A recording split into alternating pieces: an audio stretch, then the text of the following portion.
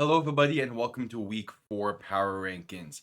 This was a pretty fun week to come up with because another chaotic week within the NFL just happened. So, before we dive right into it, just want to quickly say subscribe if you are new. It would be greatly appreciated. Live play-by-plays all season long, plus when the UFL rolls around in late March, I'll be back right here for play-by-plays as well. Anyway, jumping right into it, no honorable mentions this week. Coming in at number 10 is the New York Jets. They had a great dominant victory over the New England Patriots, and they are starting to look like the Jets as some people kind of expected this season. Their offense is finding a groove with Aaron Rodgers playing more than a few snaps this season. They're actually finding some chemistry between Rodgers and the receivers. Of course, Allen Lazard is still the primary receiver at the moment because he has the most chemistry with him. But as the season progresses, I expect Garrett Wilson to be more involved. The defense is also finally playing up to the expectations and the standard that the Jets have had the past few years.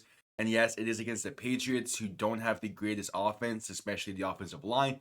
But it was a dominant win nonetheless. They come in at number 10 this week. Number 9 is the Tampa Bay Buccaneers. And I'm not even a Buccaneers fan, but watching that game was embarrassing. The offense couldn't do a whole of a lot the entire day. They had that one really good drive, but for the most part, they were kept in check. The defense did their best, especially in the second half, but those first two drives, and really mainly the first drive, Denver had their way moving the ball down the field against Tampa.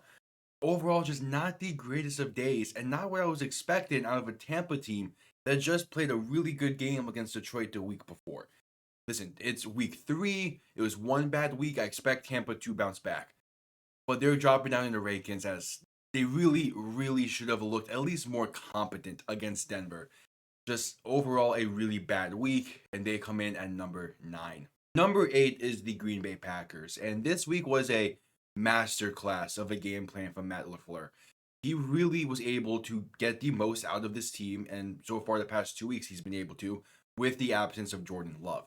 He's not asking Malik Willis to do too much. He's keeping the game plan into the strengths of Malik Willis, which is being a relatively smart game manager.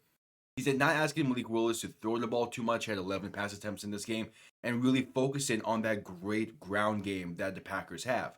And the defense played exceptional as well. Yes, it was against Tennessee, but still, Jair Alexander had his first career pick 6, and the defense as a whole was really getting after it. And the Packers still put up 30 points. It was a all-around great performance. Again, not asking Malik Willis to do too much. I am jealous of how the Packers have handled the past 2 weeks as a Dolphin fan. But yeah, they come in at number 8. Number 7 is the Philadelphia Eagles. The defense played phenomenally. It was a great defensive performance against a New Orleans Saints offense who were pretty much unstoppable entering this week. They got held to 12 points. Again, the defense did their job. It was a fantastic performance. The offense is where I still have some questions. And at this point, I feel like I'm getting more questions than answers from Philly's offense. Overall, just looking at the stats, I mean, it was a pretty solid day. Hurts had over 300 yards, and Saquon had a good chunk of rushing as well, plus a 65-yard touchdown. And then Dallas Goedert had about 170 yards receiving. But 15 points to show for all of that, and Hurts had that terrible interception in the end zone early on in the game. But it's just, I need to see more out of this offense. They have the yard production. It feels like they're right there on being one of the better offenses in the league. But there's just something missing that is stopping it. And then until that something gets found and the questions get answered, I'm not sure how much higher Philly is going to realistically go, but they come in at number 7 for this week. Number 6 is the Detroit Lions, and hey, it was a good bounce back win against an Arizona Cardinals team whose offense is a really electrifying unit. The defense stepped up, played really well, held them to 13 points, and the offense got the groove back a bit. Jared Goff had 2 touchdowns, including a hook and ladder play that was fun to watch. And David Montgomery had himself another 100-plus yard game on the ground. This is more so the Lions that we can expect to see. I don't know exactly what's going on in that Tampa game, but Detroit was looking like Detroit once again. It was fun to watch, good to see, a nice game against a good Arizona Cardinals team that's going to give a lot of teams fits. But yeah, Detroit comes in at number 6 once again. Number 5 is the Pittsburgh Steelers.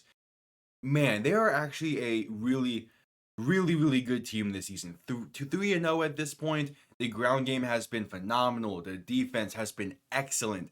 And Justin Fields is looking rejuvenated and reborn over there in the Steel City. It is fun to watch. It is old school smash mouth football, the good old Steeler way.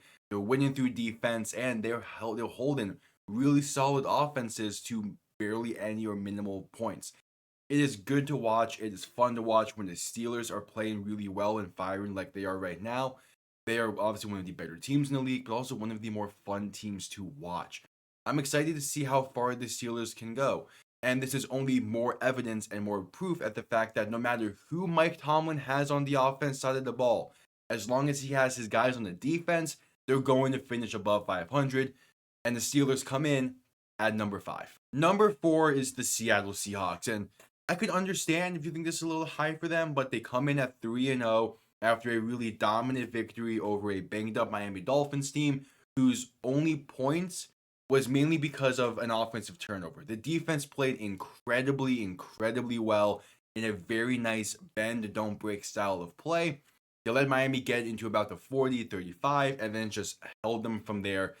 Seattle's offense was playing well for the most part. Really, that second half was a little rough. But for the most part, again, this is a really solidly built team, and they're 3-0 on top of the NFC West.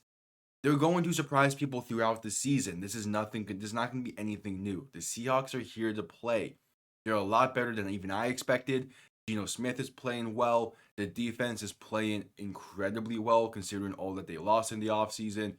And yeah, Seattle comes in at number 4. Number 3 is the Buffalo Bills. And that's probably one of the most dominant performances we're going to see in the NFL this season, and maybe have seen in the NFL for quite some time.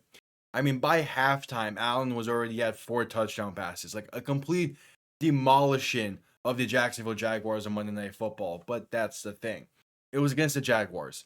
I would have them higher, but really just the quality of opponents holding them back. But they handled business way, way better than I expected. Not only did they beat Jacksonville, they completely manhandled them. And it was fully a really impressive game for Buffalo. Just again, completely demolishing. And Josh Allen is firmly in the front for the MVP conversation. I believe he is playing light years better than he ever has. It's really impressive. Buffalo comes in at number 3 because of it. Number 2 is the Minnesota Vikings. And Brian Flores has that defense playing to historic levels at the moment. Saw something earlier that said that the Vikings have the most sacks through 3 weeks in a season since the 0-2 Buccaneers. That is incredible company to be with. And again, this Vikings defense is playing in just some of the best defensive football I have seen. Andrew Van Ginkel, do I miss him in Miami. He's playing incredibly well. And Sam Darnold is playing out of his mind. He's playing the best he has since his college days, primarily targeting Justin Jefferson, but it is working. The Vikings have pretty much handled every test you have thrown at them this season, from a trap game in week 1 to two back-to-back really good teams normally in the Niners and the Texans. The Vikings are here to play. They are on top of the NFC North at 3-0. And the sky's the limit. They might fuck around and win the division this year and just leave everyone in the dust. Who knows? But nonetheless, the Vikings are at number 2. Number 1 is the Kansas City Chiefs. And to probably no one's surprised they sit here. And it's a large part because of their defensive performance. It was a tight game against Atlanta on Sunday Night Football. And this defense is playing some of the best defensive football I have seen. Maybe the Vikings are probably the only team better, but it is still winning them a lot of games, and the offense, while trying to find its footing, playing well enough because of the defense playing as well as they are. The Falcons are by no means one of the better offenses in the league, at least not as of yet, but they let up a big first drive touchdown and then stepped up from there. Really, the Chiefs are showing that this is still a defensive first team. We're just waiting for the offense to catch up, and when they do, then they're going to get all the attention and really get the forefront. But this Chiefs team is built around the defense and Steve Spagnuolo, and he's doing a hell of a job coaching them up. They come in at number 1. Quick little recap. The Jets are at 10, Buccaneers at 9, Packers at 8, Eagles at 7, Lions at 6, Steelers 5, Seahawks 4, Bills are at 3, 2 is the Minnesota Vikings, and number 1 is the Empire, the Kansas City Chiefs. Thank you all for tuning in. I'll see you guys next time. Have yourselves a damn good one. Peace.